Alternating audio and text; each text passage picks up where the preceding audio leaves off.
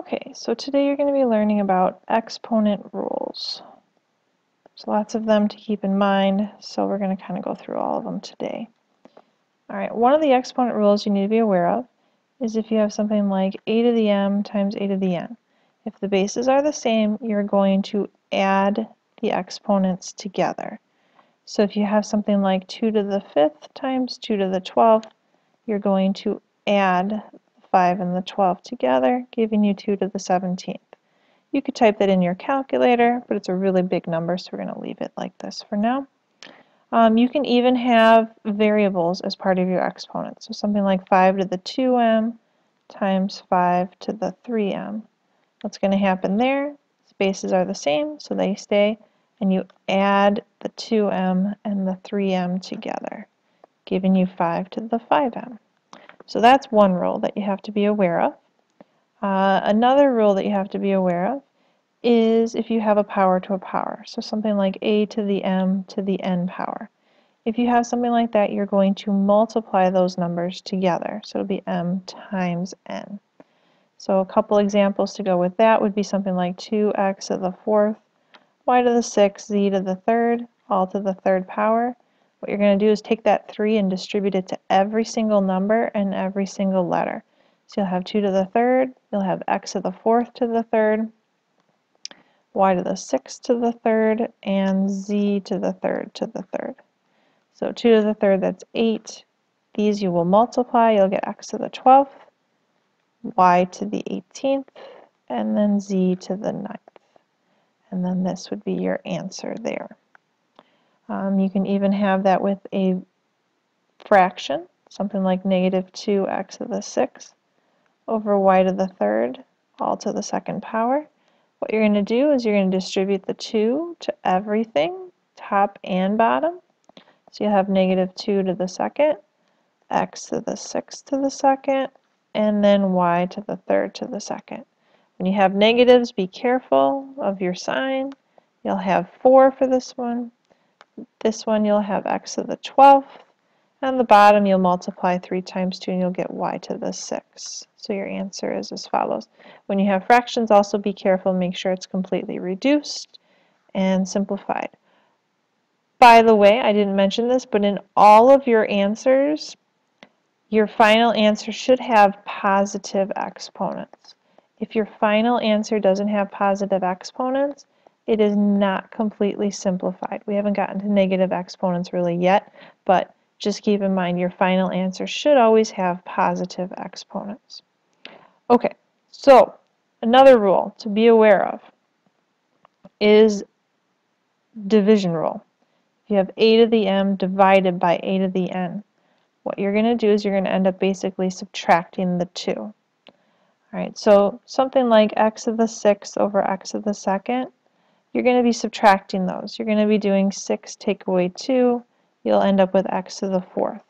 Now, when it gets a little bit different is when it's got more x's in the bottom than on the top. You could subtract this and do 2 minus 6, giving you negative 4. And then I haven't really talked about what you do with negative exponents yet. Here's another way of thinking about it, okay, is if you have x to the 2nd, you have 2 x's on top, you have 6 x's on the bottom, and then basically we're going to cancel some stuff out. 2 x's on the top cancel out with 2 x's on the bottom. We're left with nothing other than a 1 on the top, and we have 4 x's on the bottom. So basically what I did was I did do 6 minus 2 to get the 4, and then you look and see where there's more. Since there's more on the bottom, the x to the 4th goes on the bottom. If there's more on the top, then it stays on the top.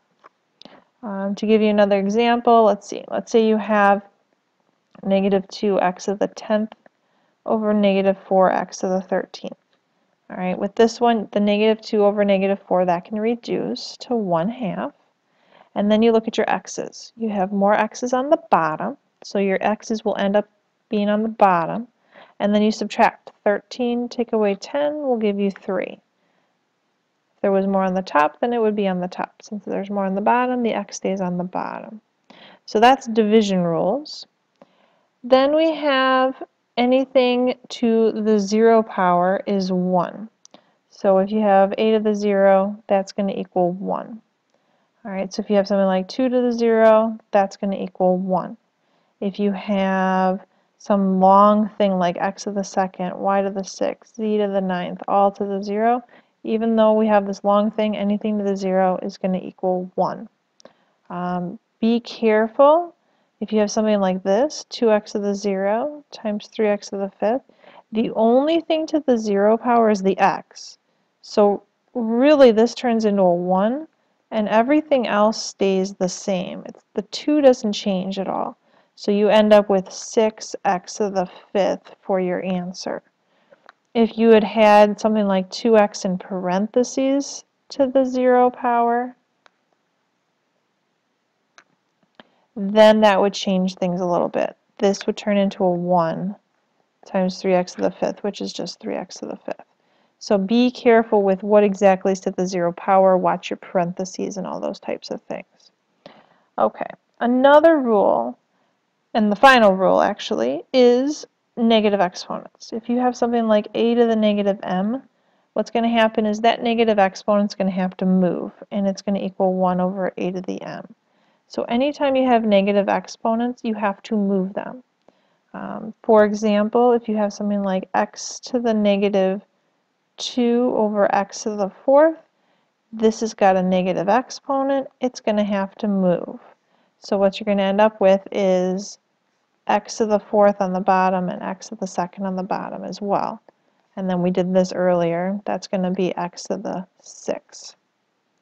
If it was swapped, if you had x to the 4th on top and x to the negative 2 on the bottom, since x to the negative 2 is on the bottom, it's got to move up.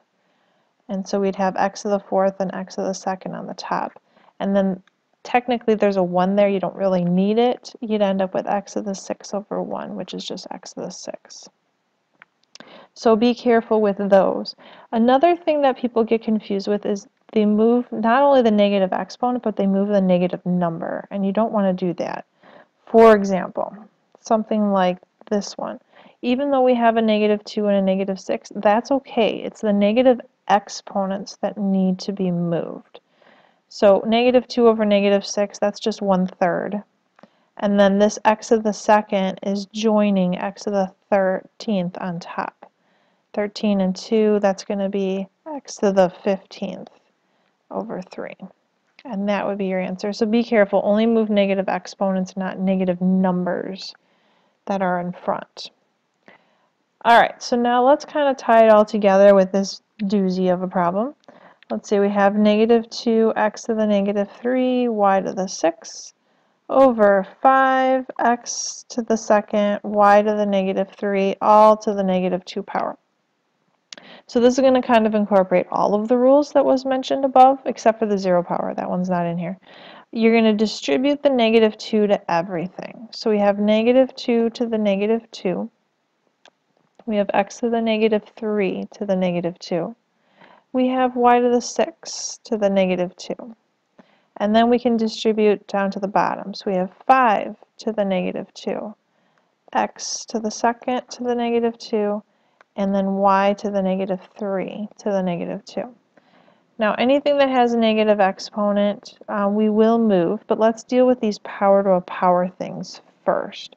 So we have negative 2 to the negative 2 I'm not doing anything with yet. This one's going to be x to the positive 6 because that multiplies by positive. This one's going to be y to the negative 12. Bottom 5 to the negative 2 I'm not doing anything with yet. X to the negative 4, and then y to the positive 6. After this, we're going to move anything that has negative exponents. So this guy is going down, this guy is going down, and then these two guys are moving up. So we end up with 5 to the 2nd on the top, x to the 4th now on the top. This x to the 6th was still up there, it hadn't moved at all, so it's still up there. Then we have negative 2 to the 2nd coming down. We have y to the 6th that was already down there.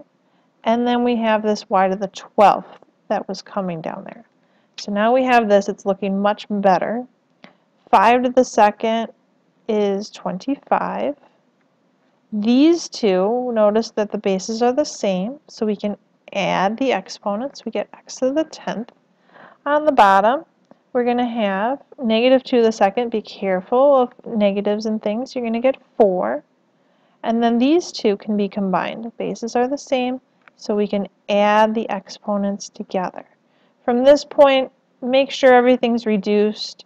You know, if you had 25 over 5 or something, make sure you reduce that. If you have x's on both the top and the bottom, or y's on the top and the bottom, make sure you reduce those as well. You want to make sure everything is completely simplified before you circle it and say that you are done. So that's the general recap of multiplying and adding exponents and all kinds of exponent rules. So I hope that helped you. Good luck.